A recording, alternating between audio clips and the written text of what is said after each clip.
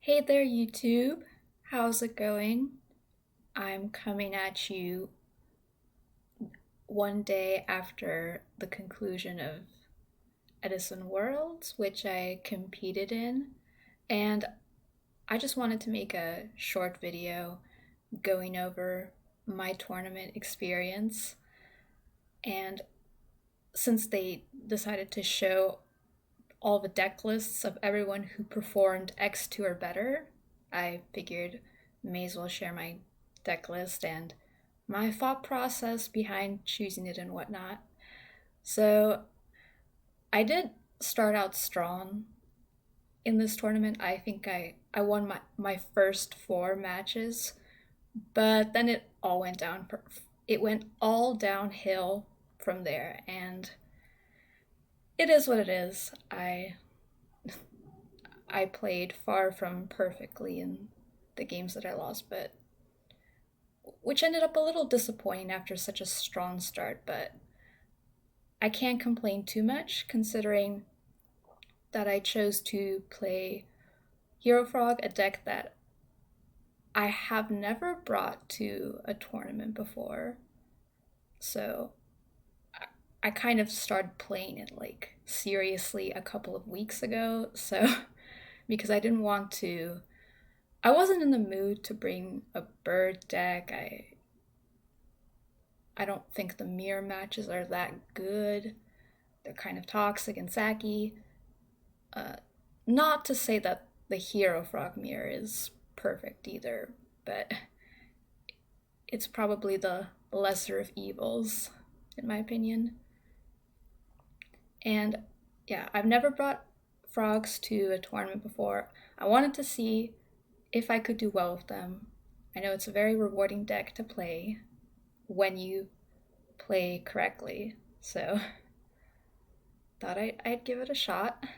So my matchups were first round was the mirror match, then I played against Vayu, then Blackwing, then Diva Hero.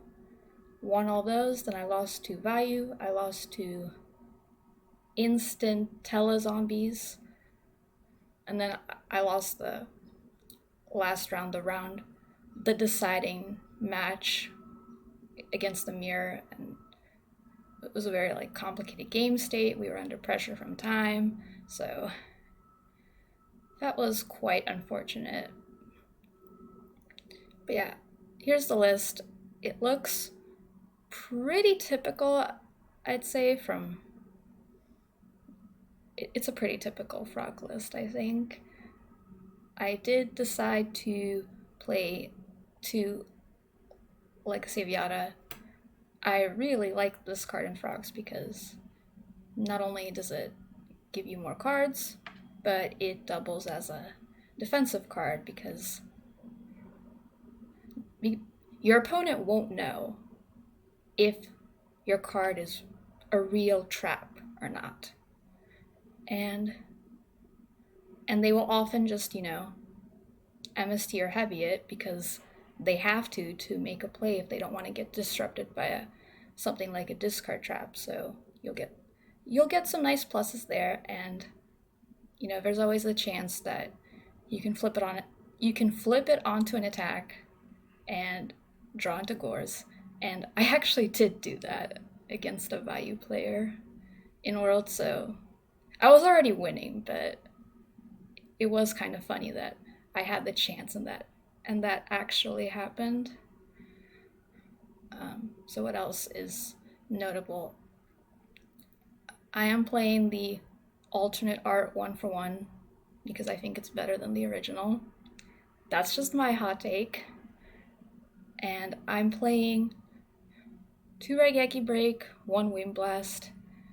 I did play only Raigeki Breaks for a bit, but I do like having the option of Wind Blast because Stardust plus back row can be annoying for you to deal with sometimes, especially if you're relying on a Miracle Fusion play to wipe your opponent's board, so I like having that.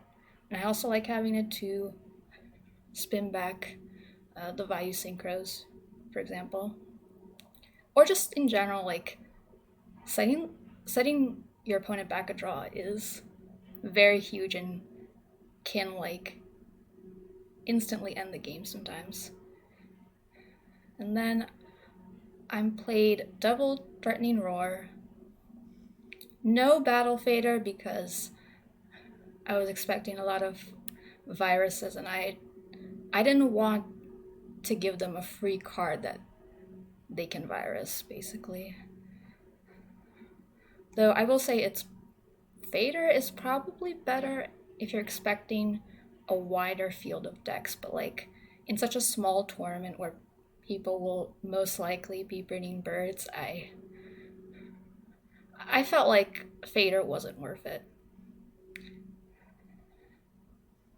And so side deck is pretty standard also. I did side deck torrential. I was maining it for a bit, but then I moved it to the side because I felt that, well, for one, it was always getting heavy stormed. So I wanted to have as many chainable cards as possible in game one. And also, it feels like it only works against, scrubs or like people who just fall straight first into it. And in an invitational type tournament, I felt like there were not going to be many people who would just walk into a torrential. But you still need it for matchups like Lightsworn, Amaryllis, the mirror match. So definitely worth having for sure. Sided Soul Exchange, didn't feel like I needed to main it, just mainly to deal with floodgate cards, Vanities, Dyna, etc. I am siding one Cyber Dragon. This was mainly for Gladiator Beasts, though I don't think anyone actually played that in the tournament, so it didn't really come up. It can be good against Machina, though frogs are already favored versus Machina.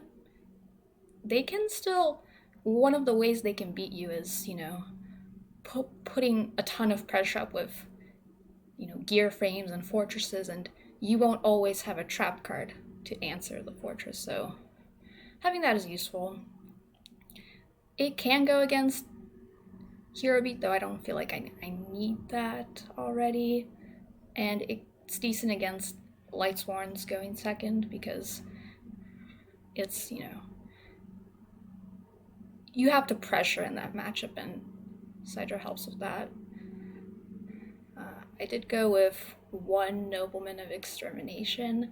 I really like this card against Blackwings and Gladiator Beasts. In those matchups, I do like having that instead of a third Dust Tornado because there are times where you're under pressure and you can't afford to wait a turn to set your dust and then make a play. So Nobleman is just it lets you be a little more proactive in that way. And obviously like hitting stuff like Chariot, Deep Resin, pulling the rug, that can be very strong. So yeah, I think that's pretty much all I wanted to cover. Yeah, it was fun competing. I hope to get to do it again at some point. So yeah, thank y'all for watching, and I'll catch you in the next one.